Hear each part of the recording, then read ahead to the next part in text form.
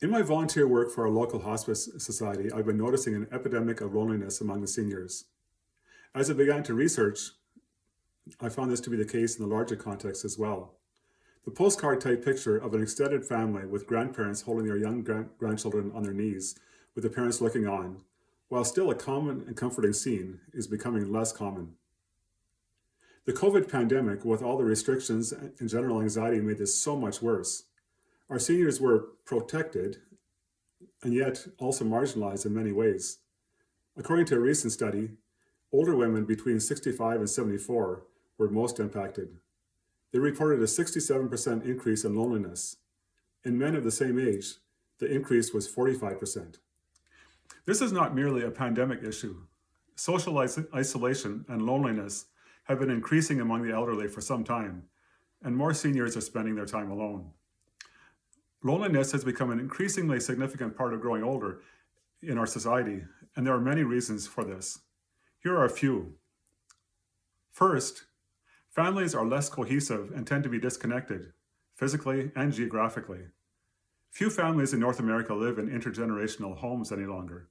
They're often not even in the same town or city. This leaves the elderly on their own. Secondly, many people, especially women, act as a primary caregiver for their sick spouse.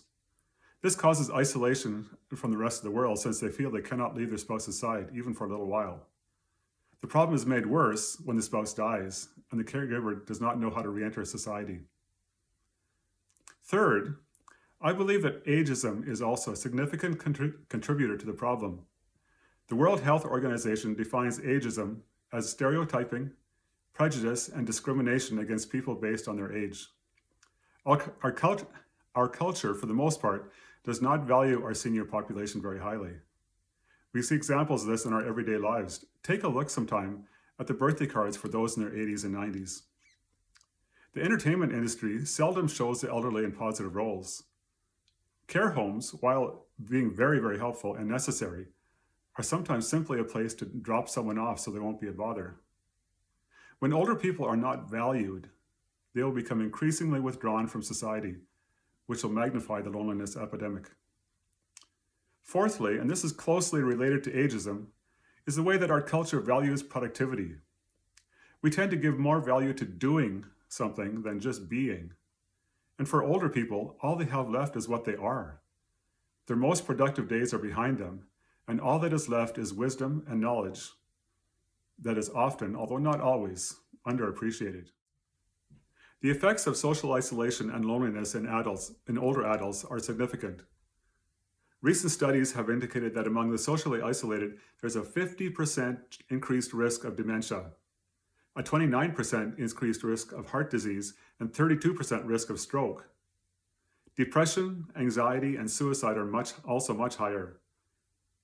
The request for an incidence for medical assistance in dying on Vancouver Island is very high, and though I haven't found a direct link in my research, anecdotally there seems to be some correspondence. I believe that theology says a lot about undervalued senior men and women who are increasingly at risk of being socially isolated and lonely. First of all, value. The scriptures from start to finish are about the love of God for humanity. He created us. He walked closely with his chosen people throughout the years, affirming his love for them over and over, even in the face of gross sin. Through the incarnation, he came to be with us and take the penalty for our sins. God values people of all ages. In the scriptures, attaining old age is regarded as a blessing from God, often a reward for obedience. The physical weakness brought on by old age is also recognized. So too is God's ability to sustain the aged. Younger people are encouraged to respect the gray hair of their elders. Secondly, purpose. There's an example in Psalm 71, verses 9, where the psalmist begs God to not cast me away when I'm old, do not forsake me when my strength is gone. He continues in verse 18, even when I'm old and gray, do not forsake me, my God, until I declare your power to the next generation, your mighty acts for all to come. I see in this fact that even in the ancient Near East culture of greater respect for the elderly, there was still the genuine possibility and fear of being sidelined and forgotten. The last half of verse 18 speaks of purpose. Even in advanced age, it was understood that an elder had purpose in society of passing on the truths of God to the next generations. As an example, this week I spoke with a 94-year-old man who's housebound. He was so excited that he was now well enough to feed his pellet stove. He had a purpose. The need to feel purpose never leaves us. The scriptures never talk about an age limit for doing the will of God. Third, comfort. And this may be the most important. God is love. And that's not just an abstract concept. The implications of that are huge. The scriptures speak of comfort over and over. God is the God of all comfort. He sets the lonely in families, and he cares for the brokenhearted. He is our shepherd, Psalm 23. Many stories in the scriptures bear this out. Ruth and Naomi, and Hannah, the mother of Samuel, are two that illustrate my point well.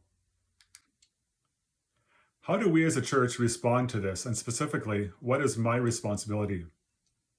When a problem seems too big, it's often tempting to be overwhelmed by it and frozen into inaction. But we know we need to take action, so how do we start? I believe from a biblical perspective, we need to start with widows. And I believe we can include widowers here as well. In the Old Testament law, God gives specific instruction on the care of widows and those who cannot take care of themselves. The New Testament agrees with us. In the early church, one of the first issues they faced had to do with the care of widows. The first 7 deacons were chosen for this very purpose. It wasn't even a question about if they would care for widows, but rather how. 1 Timothy 5, there's an extended passage about the care of widows. Paul's instruction is that they are to be looked after and valued, either by their own relatives or, if truly on their own, by the church itself.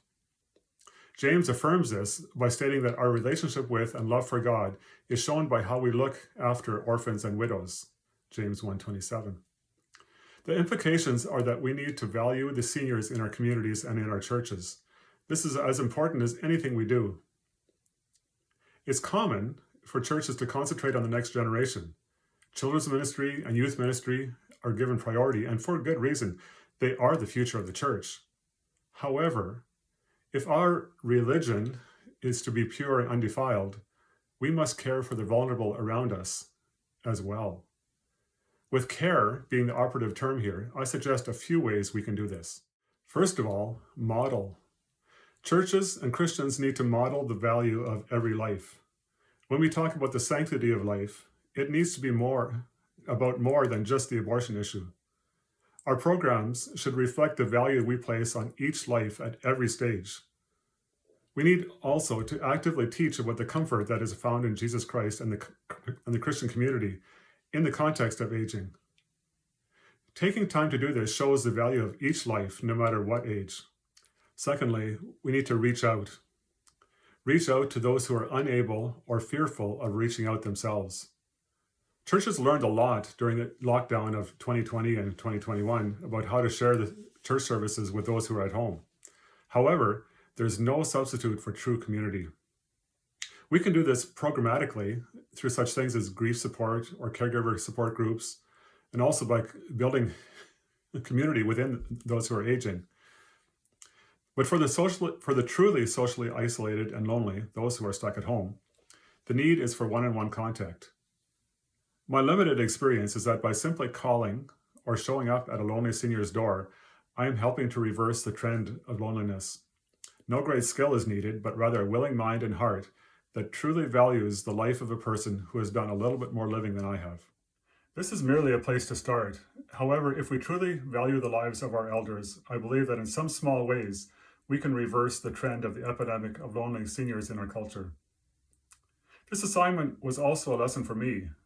I realized I need to be taking steps now to build community for myself in preparation for the next season of life, and encourage my peers to do the same, while doing what we can to help those who are a little further along in life.